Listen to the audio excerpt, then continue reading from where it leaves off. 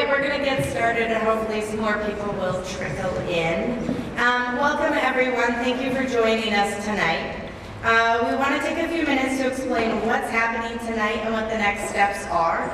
Tonight, at the request of the RBO Objective 8, which is the Training Programs Committee, Cynthia Jeffries and Annie have joined us to present alternative bargaining models. Cynthia and Annie have been working with us over the past year. Cynthia continues to provide input and guidance to us at all of our steering committee meetings, and Annie is there as well, once a month, and they are both available to us and other members of the RBO team. We're grateful for their continued support as we move forward in our work. So tonight is an opportunity for us to be educated in other models available to us for bargaining a contract. And at the end of the meeting tonight, please take a few minutes to fill out that little comment card you received when you came in. And the info you provide will be used by the Objective 8 Committee to make a recommendation to the RBO Steering Committee about the model to use in the next bargaining session. If the Objective 8 group recommends using the alternative model, it will present its recommendation to ANITA and the ANESU bargaining groups. If both groups agree at that point to use an alternative method, plans will be made to commit to training and the parties involved will begin their work. So thanks to Objective 8 for organizing this great presentation and to Cynthia and Annie for joining us. I'll turn it over to you guys. Okay, great. Thank you. Well, I'm Cynthia, for those of you who haven't met me, and this is my colleague Annie. Annie was not with our office when we started this program, almost a year and a half ago. And she came shortly after the RBO was completed with the parties, so we started integrating her into the process so that she could get to know you. We're thrilled to be here. Hopefully the information that we have to share with you tonight will help you make a decision as to how you want to conduct your bargaining sessions going forward. My understanding is that you have a 2-year agreement, a year of which is already done. That's fairly normal with traditional bargaining, because traditional bargaining is generally set up to be adversarial. But for those of you who don't know us, we work for an agency of the federal government called Federal Mediation and Conciliation Service.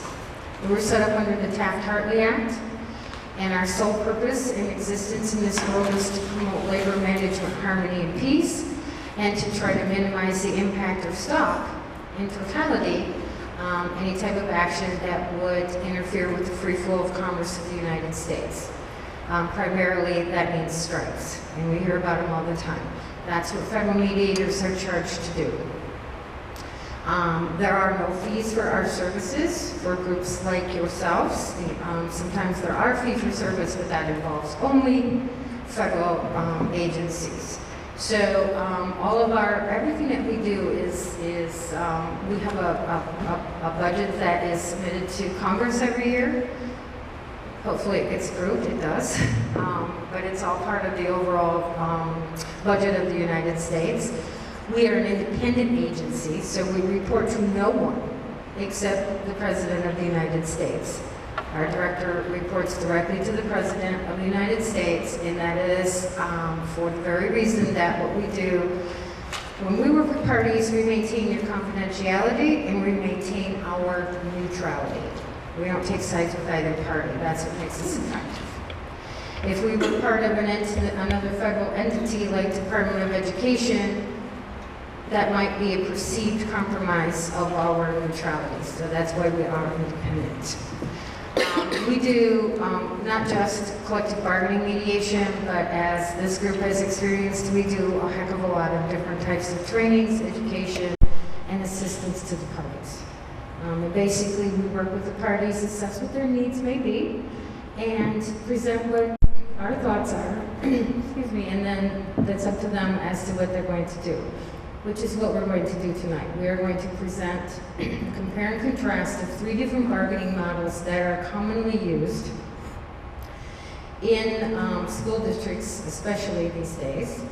And then the decisions will be yours, what you do with it going forward. I will say that this group, and I want to commend this group for the tremendous progress that you have made and the time and commitment that you have put forth since you embarked on this journey. And you all need to be very proud. Things have come a long ways. You still have work to do. This is yet another piece of that puzzle. So with that, unless there's any questions about who we are or what we do, we'll go ahead and talk about what the models are.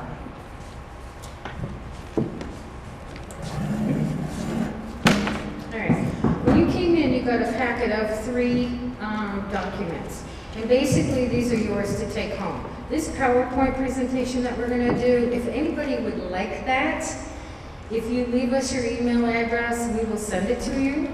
Okay, we just didn't want to kill a lot of trees. I don't know how many people would be here or how many would really want to have the PowerPoint with them.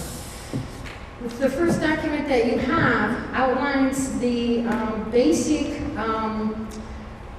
differences and entities of the 3 models that we're going to talk about. We're going to talk about traditional bargaining, which you are very familiar with because that's what you've always done. We're going to talk about IBB, which is interest-based bargaining. And we're going to talk about another program that is unique to FMCS in the way that we do it. There are other hybrid models out there, but it's called critical issue bargaining. The other 2 documents, these are going to be just some review papers that you can take home, and pretty much information is going to be covered in the PowerPoints that we're talking about. Okay? So, let's talk about traditional bargaining. Okay? Traditional bargaining is set up to have 1 winner and 1 loser. I don't care who you are, where you go, that's what it looks like. There is someone who feels, one party feels they won more than the other, and one that feels they lost or gave up more than the other. We hear it every time we go into collective bargaining mediation, we hear that. Well, we have given up on almost everything, and they haven't given up on anything. All right? That's the nature of the beast with traditional bargaining. The settlement generally is perceived to favor one party over another. And with it, there is a potential for relationship damage. That, again, has to do with the adversarial style that it's set up. With traditional bargaining, there are agendas that people have predetermined. And you do that in your own confines of your own group, and it's not shared with the other side. Okay? So, the management team will strategize and set their agenda of what they want, and they will do the same on the union side, but they don't share that strategy. And because that's why we do bargaining chips, okay? It's all about power, all right? So when you come into traditional bargaining, you have unrealistic and inflated bargaining demands and priorities, all right? There's a lot of secrets, evasions, games, who's going to blink first. That's how it has been set up since collective bargaining began. Worked well back in the 30s, 40s, 50s, 60s. But then what happens? The world changes. And when the world changes, we have to look at different ways to do things. Traditional bargaining has a very rigid approach, and there's typically little room for movement. And you're certainly not going to tell the other side what your room for movement is. That's part of your own strategy. And if you give that up too soon, then you feel like you've lost your power or your ability to obtain what it is you really wanted to have. When I talk about secrets and evasions, it's because you will come into bargaining, one side or the other, sometimes both, will come into bargaining in a traditional mode, and they will have a list of proposals, and they're actually demands because of the way they're written, that can probably fill most of these seats in this one section of an auditorium, because it's a wish list, and we know we have to have that wish list. In order to whittle it down, we know going into it, which of those items we're willing to give up because they're really not important, but there are bargaining chips. Okay, that's traditional bargaining. There's little to no room for problem solving in traditional bargaining, for cooperation. In all of this that I've talked about right now, that all sets the stage for conflict. And the people who participated in the RBO process, they learned a lot about conflict and what causes it and how to deal with it and what's a better way to approach it. So just, when we talk about traditional bargaining, that stage is set for the conflict. That's the way it is set up. And that is typically the way the majority of people have been taught and practiced collective bargaining. I know I certainly did. I wasn't always a mediator. In my prior life, I was management, and then I was union. So I've been in both seats at that bargaining table. Now I'm at a neutral seat, okay? So I've been there, I've done it. And I knew when I was doing it that there were better ways to do things. So, let's talk about modified traditional bargaining models. First one we're going to talk about is what's known as interest-based problem solving. Now, with the people who attended the RBO, and I know there's quite a few here tonight that did, you learned these components in that. Okay, you learned interest-based problem solving. The steps and techniques are the same in the interest-based problem solving that you are utilizing and practicing at all levels within the schools today. Okay, this is something that has helped and is helping to transform this relationship and bring it back around. So I was talking to an individual earlier this evening who said that, things go along really well, and it seems like we're really making progress, and then something happens. And my question to this person was, do you deal with it differently now than you did prior to the RBO and learning this interest-based problem solving? And the answer was, absolutely. It's dealt with entirely different. And that's okay. You're always going to have setbacks. You're always going to have disagreements. You're human beings. Disagreements happen. It's what you do with them and how you handle them. So in the interest-based, in a nutshell, it's the same principles as what we taught you in the RBO. You're going to be dealing with issues, interests, options, standards, and solutions. Okay, it's 5 steps, same as the interest-based problem solving. Now the principles are also the same. You're going to focus on the issue, not on personalities or the past. It takes that component right out of it. It's then after you focus on what the real issue is, and when we talk about issues, when you come into traditional bargaining, you get a piece of paper handed to you that says, the association proposes, sometimes the word demand is used, X amount percentage wage increase. When you use the interest-based problem-solving process, that is transformed into a question of what's the real issue, and the real issue is we need a livable wage increase, okay? Now you need to figure out why do you need that? What are your interests in that? What are your concerns? Because for every issue, there's an interest, but there also is a concern.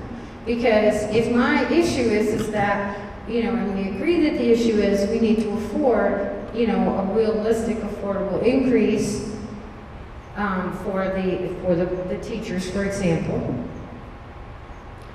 there are concerns. Okay, and the first concern that I would think of is, what's your idea of realistic and fair? Okay, and that's okay, because you need to confront those and you need to understand what each other's concerns, interests, and fears are around those proposals. You don't get that opportunity in traditional bargaining. Those discussions don't take place. Okay, that's not the system. The system here is set up that you have to identify those. You do these in joint sessions, You have ground rules. You very seldom, most parties will agree that they can take what's known as a caucus in the ground rules, but the caucuses should be limited because both of these processes that we're talking about tonight are meant to be face-to-face, thorough discussion, full transparency, to get to the real issue that addresses what it is we need, why we need it, how can we get there, and then come to consensus on that. That's the IBB process. Information is shared freely and openly, which is not the case in traditional bargaining. I talked to some parties today on my way down here who said, I can't get the other person, the other side to agree to come to the table. They agreed to mediation, but I can't get them to give me a date. And they're saying they're not gonna move, it's a waste of time. So my question to the person I was speaking to was, have they said why this particular, it's a scheduling issue, okay? A staffing issue, how much staff is going to be at any given point in time. Have they shared to you what their concern is about going to these staffing levels? Nope. Because those discussions don't take place. In interest-based, in critical issue bargaining, they have to take place. It's part of the process. From there, after you've done your information sharing, you will generate options. That's commonly known as brainstorming, okay? And you just throw out every conceivable idea that you can have. And then what you do as the next step is you have a predetermined set of standards. We suggest, is it feasible? Is it beneficial? Is it acceptable? Feasible is going to cover things like, is it cost effective? Can we do it? Would it fix the problem? Okay. Beneficial is, sometimes resolutions aren't necessarily have like this big, huge, long list of benefits, but they will have a list of, well, it really doesn't hurt anything. So if it doesn't hurt anything, it's still a viable option. Then you use a consensus process after you've used the standards to whittle down the options that you've generated as to what could work. In the IBB process, it is a consensus-based process. If you don't reach consensus, you don't have an agreement. Okay.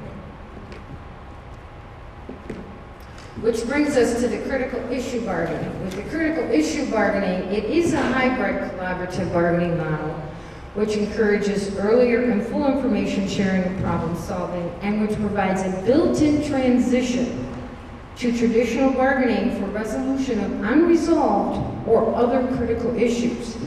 With interest-based bargaining, there really isn't a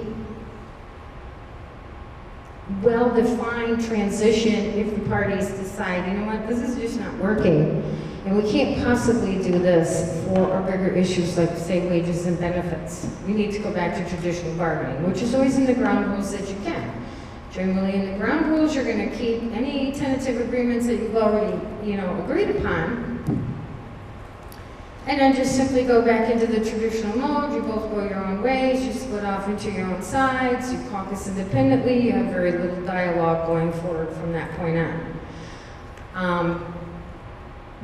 In the critical issue bargaining, because of the way it's set up, and I'm going to walk you through the steps a little bit more defined in this, although this is by no means anywhere near what the full training is. Because I think it's important for you to see how that transition and how it prepares you better if you have to go or feel you need to go back into the traditional mode. And that's okay. Okay? I don't want anybody to think that if they try one or the other of these alternative models and they end up going back into traditional at the end, towards the end, in the more difficult economics, I don't want you to feel that that's a failure or a setback, because it is not. Okay? And the more you practice it, the more proficient you come at it, and it's very common for parties to kind of feel themselves slipping back to that traditional platform at the end. So in the critical issue categories of bargaining, you have phase one, which are your less challenging items, but yet they're necessary to resolve.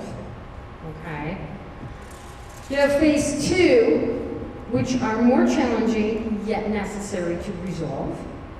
And phase 3, which would be your most challenging and critical to resolve. Okay? So if you notice in the first 2 phases, there are necessary items to resolve. In the last one, they are critical to resolve. That's more of your economic issues. Okay? But nowhere in here, in any of these 3 phases, does it say, gosh darn it, I wish I'd like to have this, so I'm going to put it in their category. It doesn't exist. You're going to come to the table with really only the issues that you have to resolve. No wish lists. And when you come to the table with them, you don't have the wish list because you're not going to be using bargaining chips to gain what your agenda is. You're going to use transparency, the sharing of information, and discussion and thorough understanding of what it is that needs to get there, and then you're jointly going to come to a resolution of how to obtain that after you understand each other's issues and concerns. So let's talk about this a little bit more. In the phase 1 steps, I'm just like throwing everything around up here. Again, you're going to focus the issue. You're going to write it in an issue. An issue statement does not have names. It does not have a resolution. And it is not accusatory. So an issue statement is not that the school boards do this, that, or the other thing. Therefore, we want this. Nor is it, well, the unions always had their way, so we want this back. None of that exists in the issue statement. They're jointly agreed upon and tweaked. You're each going to come to the table with your own issue list, and you'll be surprised how many issues you really have in common when you use a process like this, which is something you never see in traditional bargaining. It's very difficult to figure out if you have any commonality at all. And really you do, you're just approaching it different so it doesn't surface. So you're going to focus that issue, you're going to share the interest. There's no need to categorize interests or mutual or separate. In the IBB process, after you both sides list their interests, you then go back and you find the ones that are common. And your best resolutions are going to come around resolutions that focus around those common interests to solve the problem. Because, hey, what happens? Everybody's happy. You're both happy. It may not be your best choice, your first choice, or your most desired choice, but you could live with it. Okay? But in this phase of the critical issue bargaining, there's no need to do that categorization of the interests. Again, you're going to brainstorm options just like you do in IBB. You're going to apply the evaluative standards or criteria just like you do in IBB.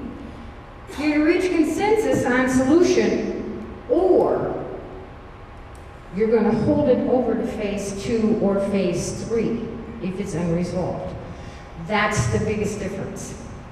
You're using the exact same process, the sharing of information, the full transparency, thorough discussion and understanding in a controlled environment to understand, but you don't have to reach consensus. Remember I said in IBB, if you don't reach consensus, you don't have agreement. And then you just simply poof everything from there on out. Sometimes just kind of goes right downhill and you end up in traditional bargaining, and any issues that you hadn't got to, you don't even run the process, okay? Here, if you don't reach consensus, you don't reach consensus. You hold it over to the next level. Okay? So phase 2, again, phase 2 is the same exact process. Focus the issues of these more critical ones that you have identified, okay, the more challenging ones in the phase 2. Again, share your issues, concerns, and fears. Consensus-based discussion, if it's feasible, including concept options, Because here in this space, you don't have to talk in just necessarily outright clear resolutions, you could talk in concepts. Okay, well, you know, this is the concept of, gosh, maybe forming a healthcare cost containment committee. Is that a concept that would be worth fleshing out? Okay, so it's a concept. It's not a full resolution. So you have that ability to do that in the CIB process. If need be, in light of discussion, you can exchange more realistic written concept proposals and discuss how to move towards resolution. So you can see where it's starting to integrate a little teeny bit of the traditional style here, okay? Because you now are building in, after you've had full discussion, transparency, sharing of information, understanding your interests, concerns, and fears, okay? Now, you're in this phase 2 step, you're building in that ability to transform into a written proposal, but in the concept mode, okay? And then you tentatively agree to solutions, or you hold it over to phase 3, okay? In phase 3, you're talking about the same thing. Focus your issue, share your interests, develop more realistic and evidence-based comprehensive options. Again, this is infiltrating the traditional mode back into the process in a little teeny way. So now you've put 2 components back in there, but you've done it in a more positive, proactive way. You exchange such options. You can use flip charts, other written forms, or via mediated, facilitated proposals and what ifs. Again, another component of traditional bargaining, because when you get to the point where you feel that you're at impasse, you generally will call in a mediator. And the mediator is then going to start working in proposals and what ifs. But they're going to do it in separate rooms with the parties. All right? If I come in, I'm going to go in and I'm going to meet with the school board team and I'm going to say, tell me what your interests, issues, concerns, and fears are with this particular proposal. We got to work at it one niche at a time. So once I have a thorough understanding of that, then I can come up and say, well, what if, and I don't know if they would, but what if the association would agree to do this? Does that change your mind, or does that help you think of any additional options? That's what mediators do. That's traditional bargaining, traditional mediation. You see that piece built in here, the ability to do that in option 3. If you don't reach consensus, you're always going to try consensus with each of these levels, but if you can't, you've got to fall back in critical issue bargaining. And in the phase 3, if you've moved things in, that's when you can, again, in a traditional mode, towards the end of bargaining, you're going to start packaging things, and that's where the true ideas come out and the true agendas of each party come out. Is when you start to see those packaged proposals at the end, the must-haves. And then there's a little bit of trading and horse trading there. This sets the stage for that same type of thing, to bargain in the more traditional format and still keep some of the components. But again, the biggest difference is that transparency, sharing of information, and thorough discussion and understanding. Same principles these people went through in the RBO process. That's working very well for them within their individual schools, in between the boards and Anita. Those are the 3 models in a nutshell. Now there are a couple things unique to IBB in critical issue bargaining in your initial process steps. Prior to bargaining, the parties would need to do the following. You need to hold an upfront economic forecast and assumptions discussion. Okay, we need to understand what we're looking at here. That's never done in traditional bargaining. Okay. You need information exchange and categorize issues. You need to identify the issues that you have and then categorize those in the form of open-ended questions for bargaining. Critical issues are generally those issues that provide job and economic security for employees and the organization as a whole. When we do traditional bargaining, sometimes gets lost because of the limited ability to have discussion. It gets lost in the fact that, you know what? There's an economic impact for both sides. Okay? So those are things that you would do beforehand. You would get together, you would formulate your lists of what your issues are. And it's okay if you can't come, with your open-ended questions, because in either one of these processes, we're going to tell you that you need to have a strong facilitator. All right, and the facilitator's role is not to participate in the negotiations, but just to help you stay on process. Okay, and do those, let's just do a timeout here. Seems like you're kind of getting off track here with your discussion. Facilitators look for things like if you're slipping back into that traditional mode, if there's some accusations, violating your ground rules, any of those types of things, that facilitators go, can we just have a process check here? And most people they'll correct it themselves. They see immediately what's happened. Okay, so it's just to make sure that you stay on process. A good facilitator does not get involved in your content. That's not the job of a facilitator.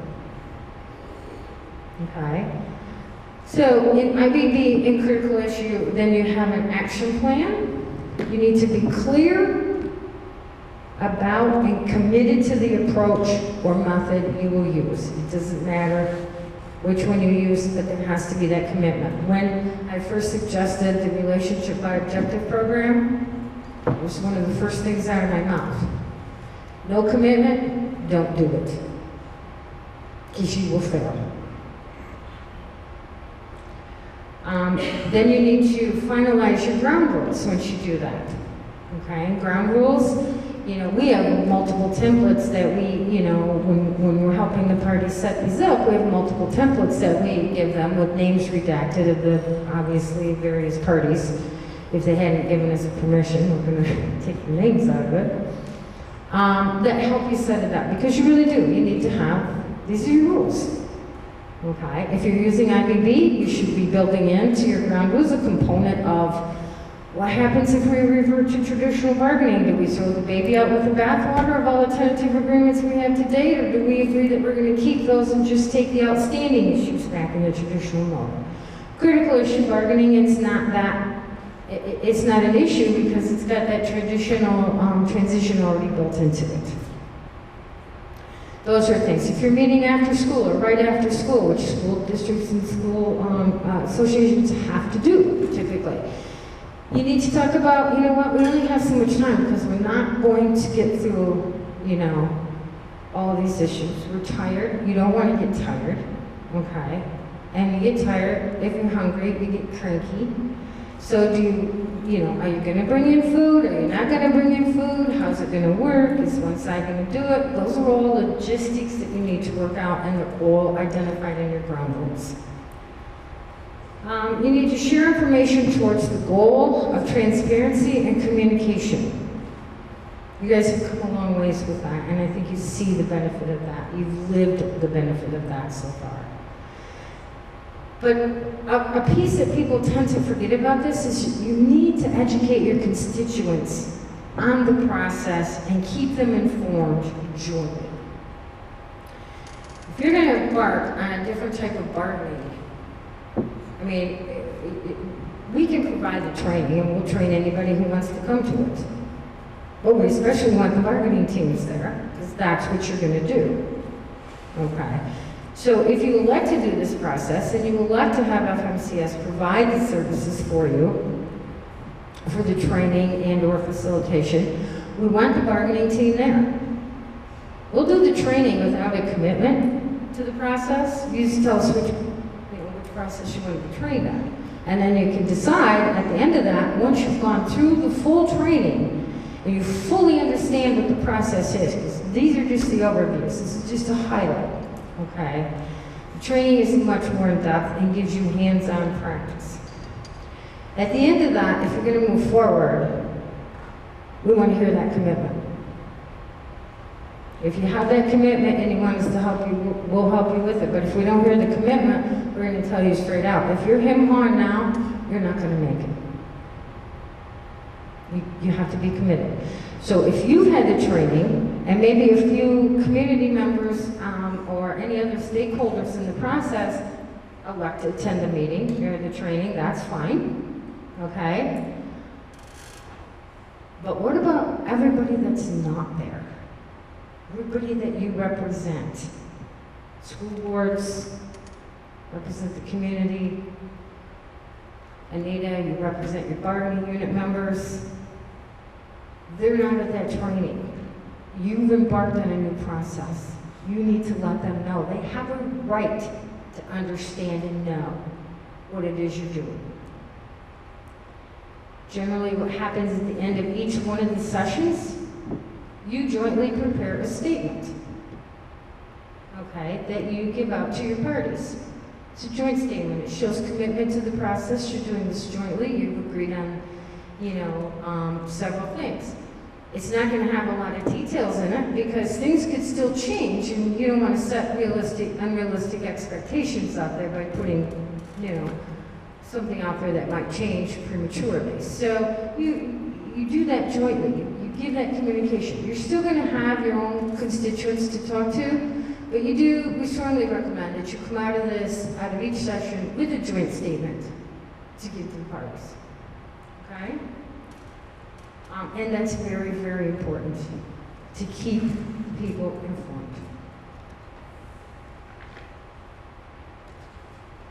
So, any questions?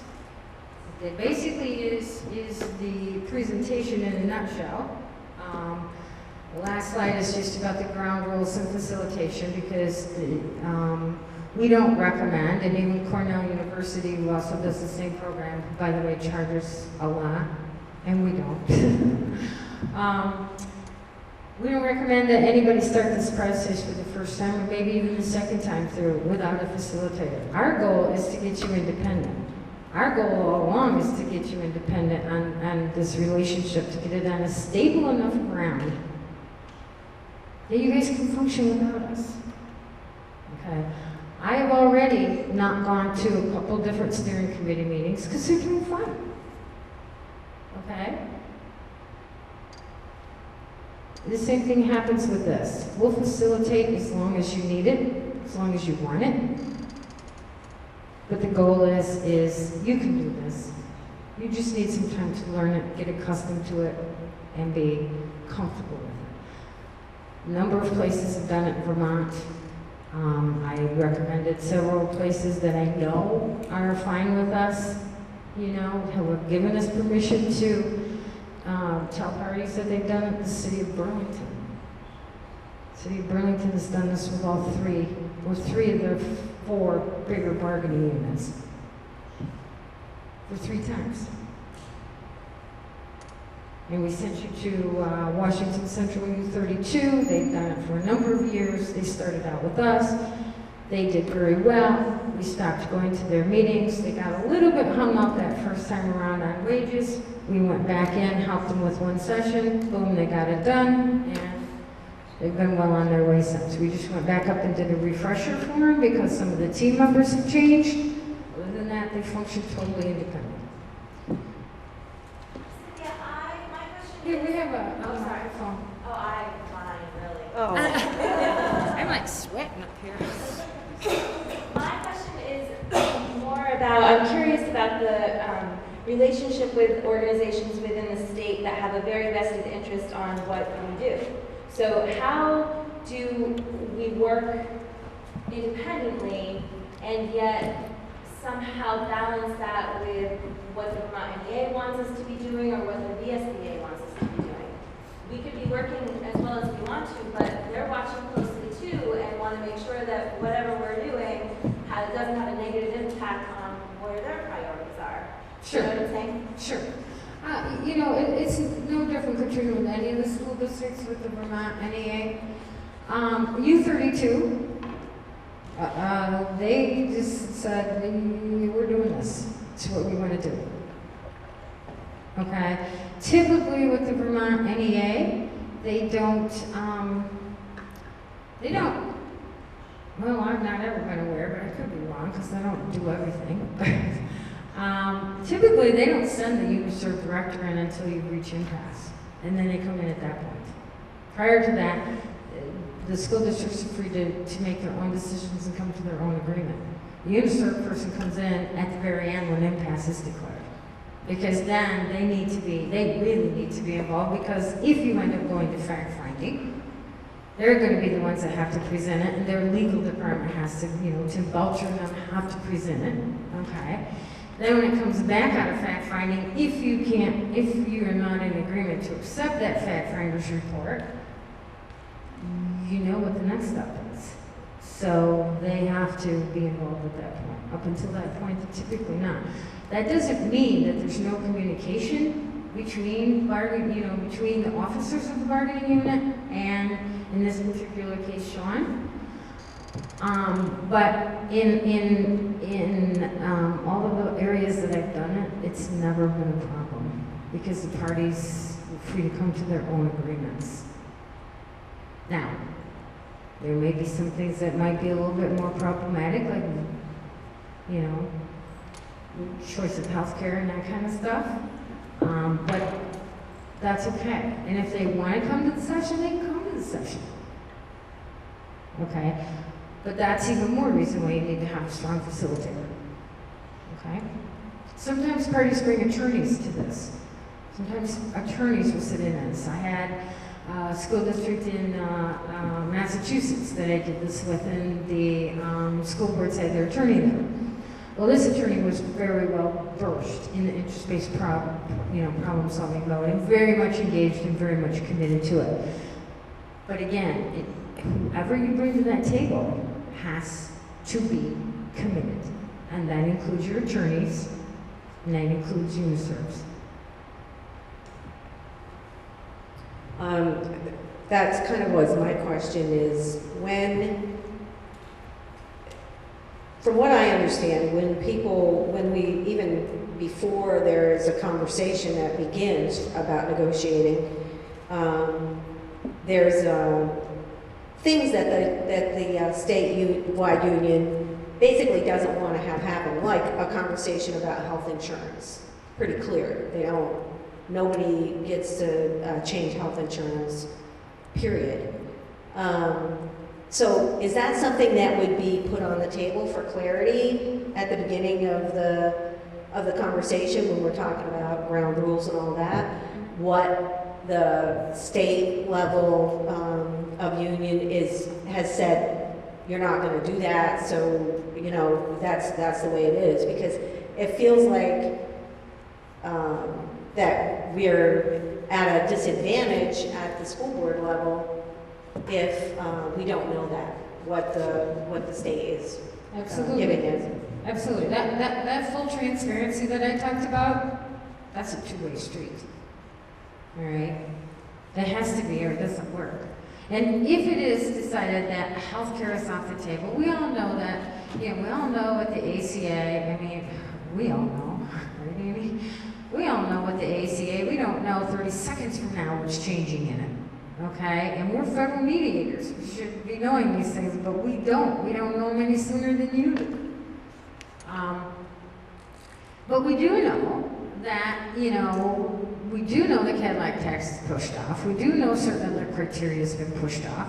We do know that these Cadillac plans have to make, these grandfather plans have to make transitions in order to stay in business. If they make them, great. Does that mean they're affordable? Maybe, maybe not. We don't know. But if it's not feasible to change plans for a lot of different reasons, pension's another issue, sometimes it's just simply cost prohibitive to change pension plans, okay? And so that's not an option, but that doesn't mean that there aren't other options that you could talk about that might be beneficial, but don't harm the plan. Okay? I mentioned earlier, say you decide to have a healthcare cost containment committee. You know, labor management committees play a vital role in relationships and the ongoing discussions. Okay? Healthcare cost containment committees can do the same thing. You may not be able to make a change, but you should at least be able to jointly look at why the costs are the way they are. Maybe there are other things you can do. There's a lot of innovative ideas out there that don't change the plan, but incentivize, and I just did this with a school district not too far from here. We talked about, look, you can't get out of the VHI plan, okay? That's the way it is. It's not going anywhere. But what if you did a wellness plan? What if you did something that you could work out with VHI that could actually allow you to give a percentage decrease or something like that, okay? Those types of discussions can and should still take place after the full transparency of you can't change plans. Does that answer your question? Hi. So I have to admit, you know, I'm kind of going on hearsay and what I've heard, and I don't know if it's actually true, having had nothing to do with negotiations previously. But I have the impression that currently negotiations are between the boards and the union with a little bit of central office, but no real input from principals and that kind of in-between management. And that worries me. That seems like, you know, we're talking about what's happening in the building, and they're a crucial part of that. And so I wonder if this is any different. Well, I mean, I think that's something you can't tell each other who they're going to have on the team, because then, you know, you'd be facing probably some legal actions. So knowing that you can't dictate to the other party who comprises their team, you can address in your ground rules, for example. Okay, the fact of how are we going to get enough information on these critical issues? And maybe if you're doing critical issue bargaining, maybe you just need it for the phase 3, the most critical, crucial must, that you need that full input. You jointly can decide how are we going to go about getting that. Sometimes, a lot of times in this process, either one of these processes, IBB or CID, you will actually decide on subcommittees, joint subcommittees, that will go out and gather the data. Okay, so maybe they have to go to each principal or each bargaining unit. Where's Kayla? I don't know what you call them. Kayla, Tom, whatever you call your stewards or chairs. You have a grievance chair, you know that, right? The building reps? Yeah, the building reps. You know, you jointly decide in your session what it is you need, how you're going to get it, and who's going to get it. So that's the all-inclusive part of it. And then you send that team out, you simply table that issue for that session, you send that team out, their job is to get the data, bring it back and report to the full bargaining teams as to what they found out. And then you use that data to move forward, utilizing the steps of the brainstorming, or of the process itself. So you may have indirectly addressed this issue, but what I'm wondering is, you know, the rubber really hits the road when it comes to the money. You know, and it seems to me that inevitably things will devolve, even in both of those two options, the alternative options, that there's a probability that things will devolve into the traditional bargaining model. And I'm just wondering if there's anything built into the alternative models that will derail the potential for adversarial or confrontational way of dealing with the money stuff, the money and health, you know. Somebody spoke at me in the eye. It's called a facilitator. Okay, that's a facilitator's job, is to control that adversarial environment. And if you do move to traditional bargaining, then the facilitator, it's your choice. All right, it's the party's choice. Do you want that facilitator to just facilitate? Or is it now more prudent for that facilitator to become the mediator? Because you're going to start caucusing. You're going to start, making your own plans. So generally the facilitator, if your facilitator can do both roles, okay, that's that easy transition. If not, then you just simply bring in a mediator, if that's where you want to go. But that's those people's jobs, is to control that. I mentioned in a controlled environment. That's what I mean by controlled environment. The facilitator controls the process for you to make sure you stay. The mediator controls the confidentiality and the protection of the adversarial piece of it.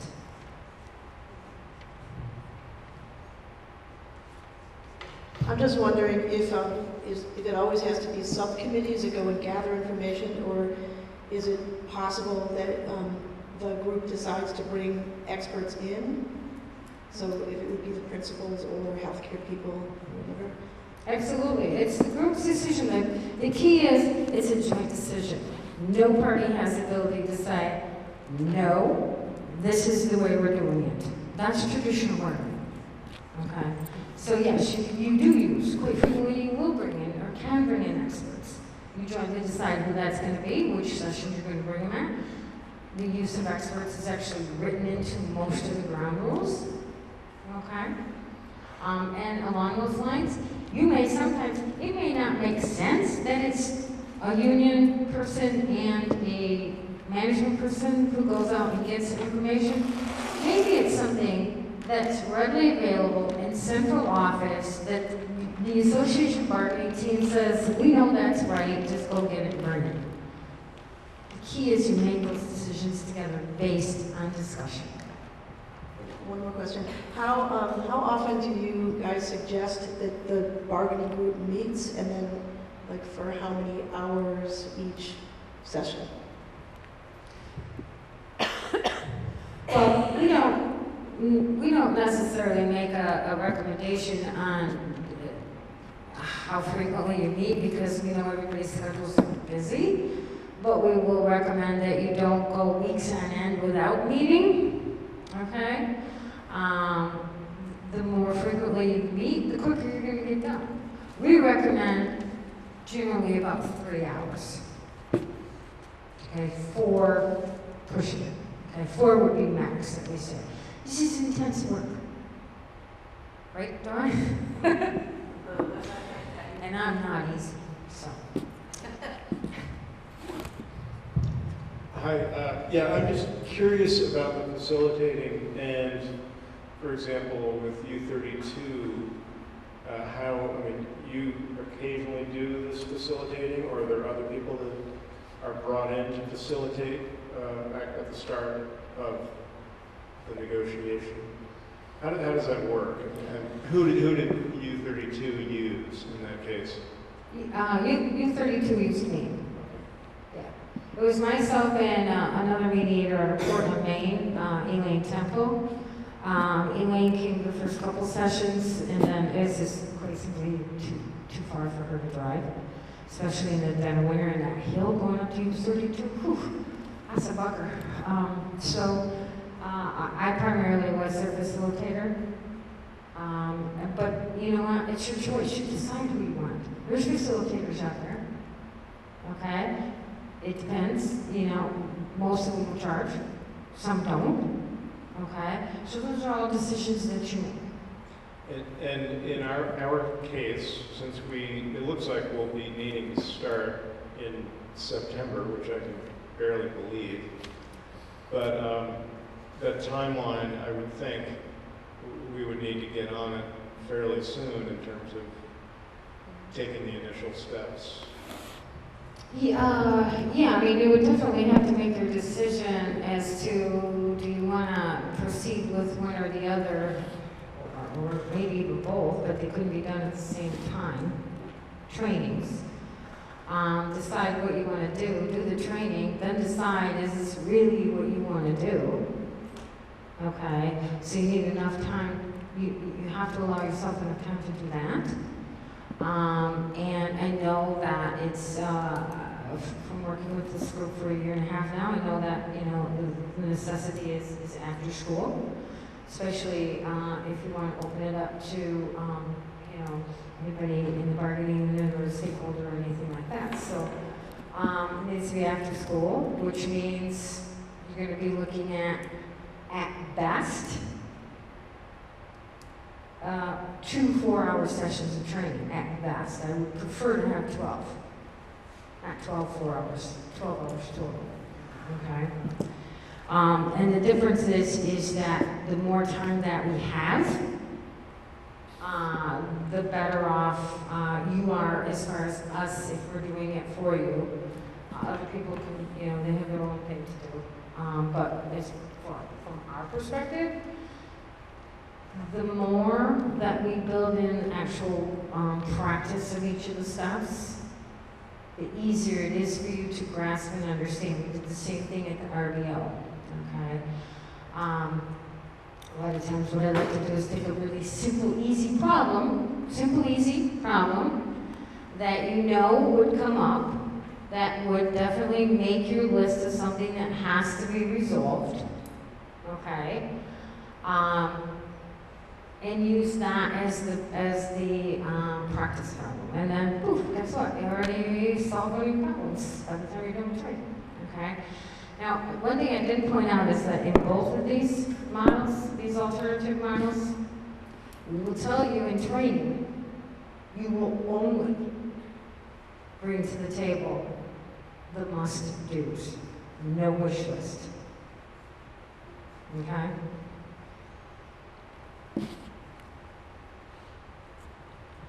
I'm curious about how groups decide whether to pursue the IBB or the interest-based bargaining or critical issues bargaining. On what basis do you recommend people make that decision? The critical issue bargaining isn't something that we've had out there for a real long period of time. That's something that a couple of us mediators developed about 4 years ago, recognizing that, you know, there's really a piece missing here in the IBB, okay? We see these people struggle, and there's a piece missing. So that's when we came up with this critical issue concept. I would say for a group of knowing this group intricately like I do, I would say you would lean more towards the critical issue bargaining. And the only reason I would say that is because you've made such great progress. And and this all was going on in the face of these protracted traditional bargaining that was going on, and you still did it. You did it within your buildings, okay? But I would hate to see any type of major setback in a relationship by not having that protection, giving that support and protection. So that's why I would say probably the critical issue bargaining. If we make recommendations, it's on an individual basis. We don't recommend one or the other as a rule. It's based on what we know about the parties.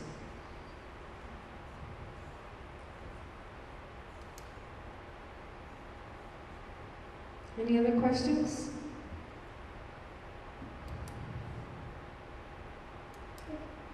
Well, yes. I guess just, I mean, talking about the critical issue bargaining, with the built-in sort of transition or reversion to traditional bargaining, wouldn't that seem like a failure? I'm going to pose that back to you. Why? I mean, if the idea is to really have a frank and full discussion that is at its basis non-adversarial as much as possible, it seems like slip sliding back into the traditional bargaining posture. I don't know, it just seems contrary to the whole idea. Remember the slide that we had earlier? Let's see.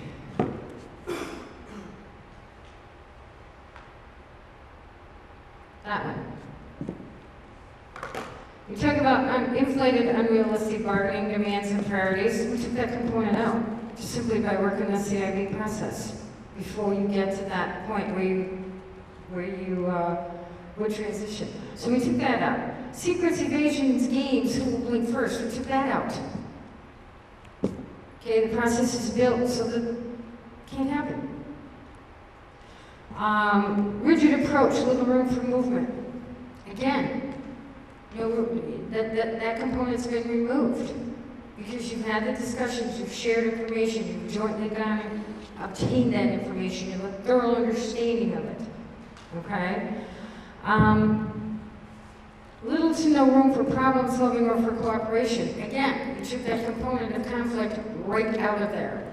So if you do end up in traditional, your components for conflict don't exist. It just simply means at this point, instead of working in, because you're still going to try to come to consensus on each of those issues, even in CIB. And it's only going to be those that you can't find your way clear on consensus. And that's okay, because they're hard issues. That's okay. Those are going to be the ones that go into the traditional mode. And by that, because all of your conflict steps have been removed, those trigger points, and when you look at a conflict iceberg, typically when we're in conflict, our brain just like focuses on that piece that's sticking out of the water, and there's all of this below the water that's really causing the waves. You've gotten to that because you've developed it, you've discussed it. So that's all become clear.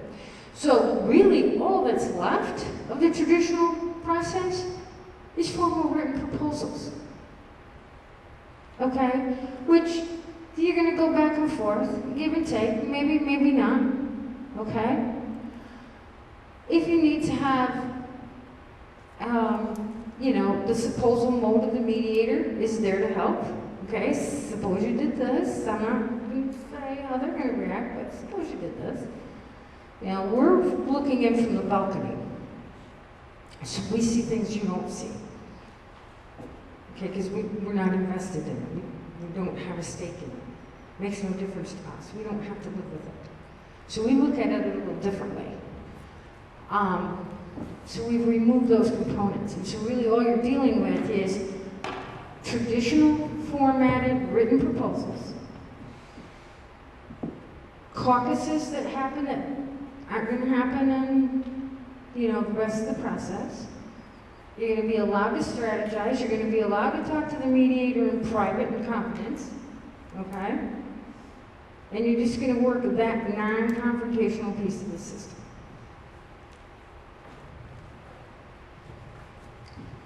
So we've got lots of things that are set to change here in education, and from the governance system all the way up through. Conversation about individualized learning, and there's 1,000 things change. And one of the things that the boards have to think about is change in the way the days are set up, and kind of big picture. How do we do this? How do we get this accomplished? And where does that fit into that? Because that is a opposite of status quo, which honestly it always feels like with our bloated, crazy contract that we have here in this district, that even though it may appear on some level that it's a wish list, it's not a wish list. It's things that we really need to figure out how to change and adjust to, from everything from numbers of students, the student to teacher ratios, how the days look for kids, all of those things. And I don't see where this fits into that. I can see where this can be a conversation about salary and benefits, but I don't see where we get that big picture thing to work. And I feel like that's such a critical piece that has been missing from everything that we've done so far, whether in negotiations or anywhere. But in any case, that's my question. I'm not sure what you mean by this bloated contract. I'm not sure what that means. I just mean But that. is it, What I mean is this contract just keeps getting added to and added to and added to. it's contracts, so. Right, but there's agreements in there that were made, ages ago, that if we were to start with a brand new contract now, I think there would be differences in the way that it would get approached, and maybe should be different. But and I think it's a confusing contract, frankly. When you read it, it's very confusing. I just think that it's a tough one. Contracts are geared that way. I mean, there's no way that you can write language that every single person that picks that up, reads it, is going to interpret it the same way. It's never going to happen. Okay, so that's always going to be problematic. All right. In respect to these changes that you have to make, and how does it fit into this process? Again, we know there are changes. All right. We don't know necessarily on each and every one of them all of the details or the exact criterion parameter and when. If you know positively it's something that's going to have to be done during the life of the contract that you're dealing with, then yeah, you need to work out the details in that. Aside from that, we see all the time, I mentioned labor management committees. Labor management committees are not to further negotiations as far as changing what you agreed upon and ratified, but they are meant to have those continuing discussions open in the same format as what this process does. All right? So that by the time it rolls around and you need to make the change, look, whether you're in open contract or not, if you're compelled by the government to do something, you have to do it. You still have to bargain it with that union. Okay? So whether it's during open contract time or it's mid-contract negotiations when the time frames fall, why couldn't you use this same process for a thorough understanding? This is all geared towards, the more I know, I have to make change. How many in here like change? Okay, so we got 1, yay, and 2, and the rest are like, Okay? Change is hard. Now, if I were to ask you on any given topic of change why you don't want that change, you're going to do what? You're going to tell me your interests, your concerns, your fears. Is that not what this process is for? So once you understand, you have to make the change, but you have to understand why people are fearful, concerned, or on board with it. Okay? And the only way you can do that is to have these types of discussions. Does that answer your question, or? I'm just wondering how comparables come into play, if at all, with the other two bargaining methods. Comparables. I'm not understanding. Can you? Yeah, for instance, the association will give us a comparable for a certain benefit, and they'll say, well, Addison Southeast is this. Wages in Chittenden County are this, that kind of thing. Does that come into play in any of these other models? It can. It's information that you would need to know, but in traditional bargaining, when one side or the other presents their evidence-based information, so frequently we hear, we don't trust that. We don't believe that. So, yeah, it's all information, it's out there. You want to stay competitive, but you also got to be cognizant of your budget, okay? This process gives you the opportunity to then say, and by the way, this works on both sides because I see school districts that do salary surveys. Well, in this process, you got to put the proof, proof is in the pudding. And it does not lend itself to just saying, well, we can't tell you where we got that. Oh, then don't bring it. Okay? Because it has to be verifiable. Now, a lot of times with other contracts, yeah, maybe Addison, Southeast got, I don't know, 4% maybe. Okay? How about South Burlington got 4%? What else is in that package? Because it's not just about that single number. Okay, what is the cost share on the healthcare? What is their sick time? You have the ability to look at the whole package. And you say, you know what, that's great. Let's take a look at the rest of the benefits. But by the way, the association's gonna do the same too. Where did you get the information on that survey? We want your sources and we wanna know what else is involved in that. Then you gotta go get that. So it's evidence-based and it's total transparency. Trust takes forever to build. It's broken in the blink of an eye. Okay, once it's broken, it takes a lot longer to rebuild. And so that's why we frequently hear, we often hear from places, I've heard it here. Okay, we all know, we've talked about this. Okay, the trust is starting to come back. And people are feeling pretty good. Okay, so we gotta continue that path. That sort of gets to my question. You did have a slide that talked about starting with the economic forecast. Yes. Can you talk a little bit more about that? It would be a sharing and understanding of, what is it we're looking at here with our economics, with our budget, okay? Here's our costs, here's where we are. Typically when we look at budgets, and I'm guilty of this myself, both from a management perspective and a union, representative, I'm guilty of it. It's like, here's my budget, here's my line item, and oh yeah, and this line item falls below these things, but I can't separate them out. Yes, you can. Okay?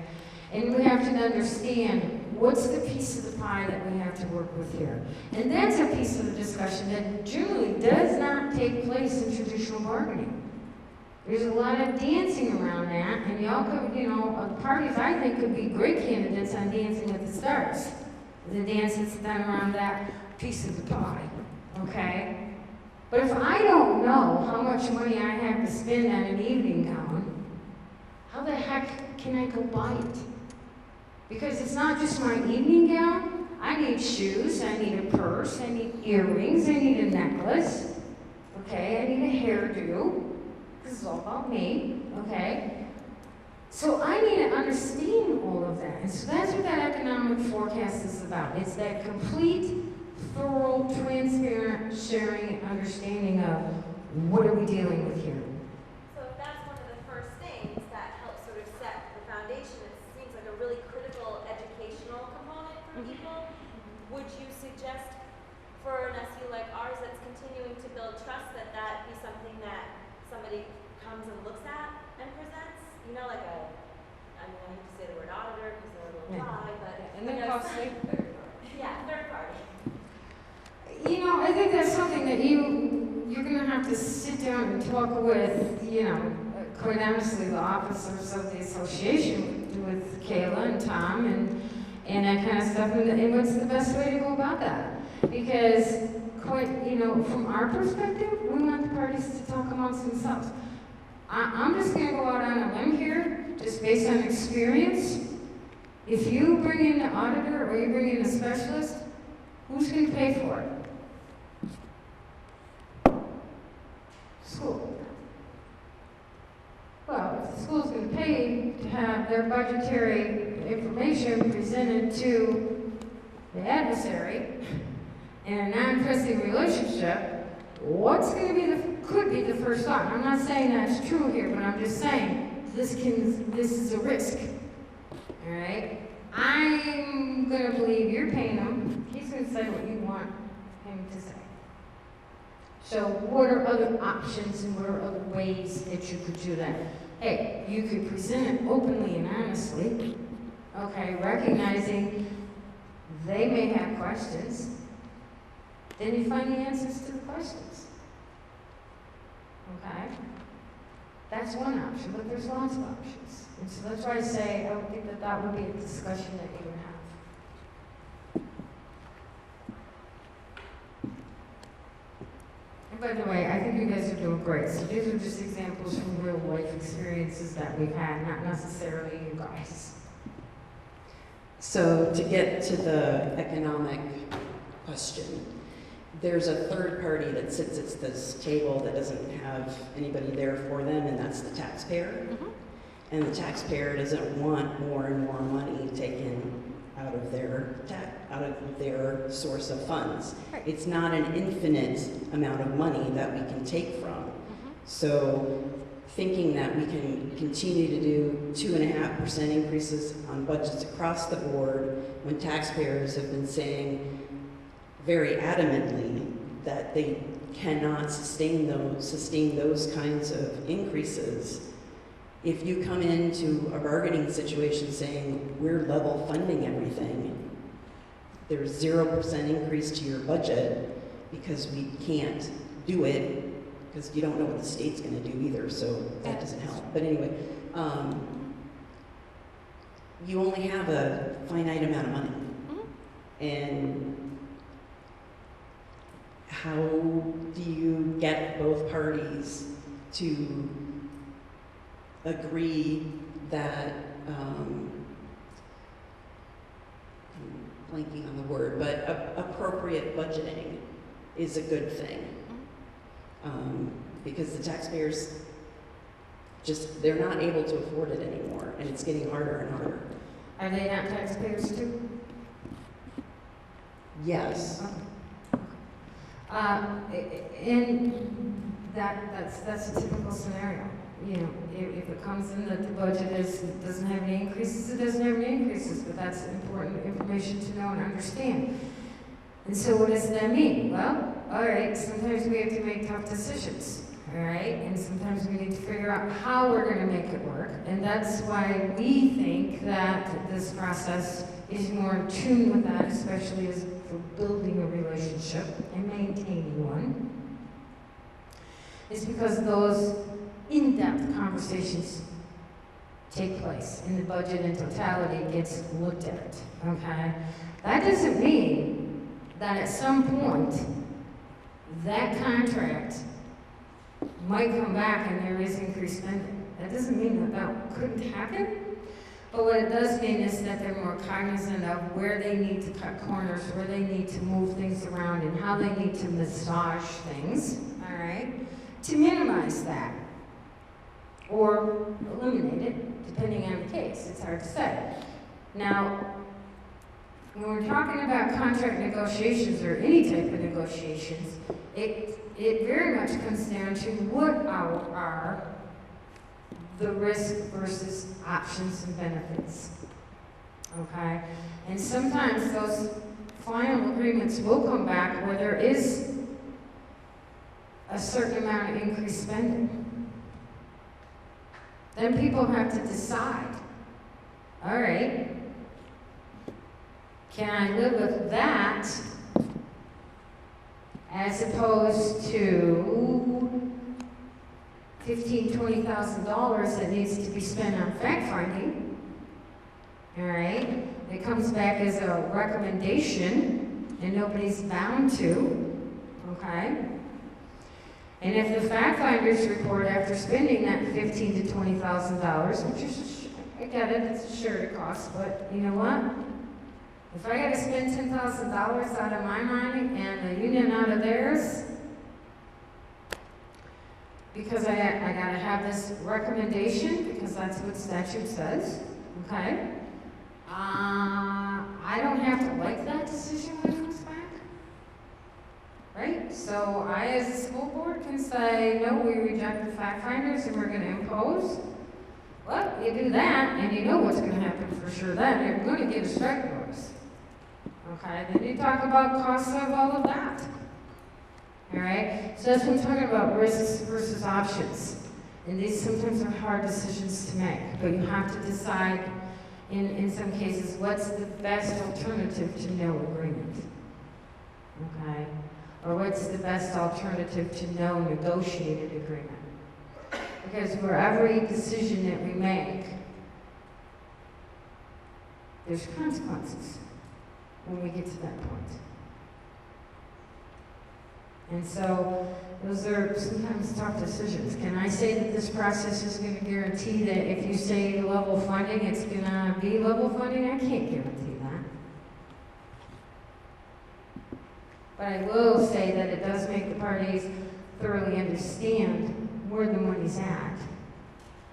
And I've seen groups time after time after time. I've not yet had a group say, we don't care about that. Okay, because if that's the mode they're in, we're done. Rather, just go right on back to your traditional bargaining. Because that's not the proper mindset. We're in this together, we need to try to figure this out.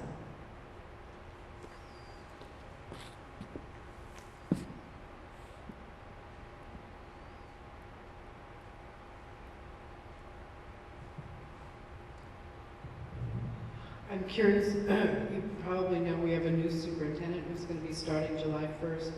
And I'm curious about what role the superintendent plays in either IBB or CIB, or what you recommend about that, or what you've seen work the best about that. In a majority of the cases in the school district, the superintendent is there as part of the process. You know, but again, those are your individual decisions.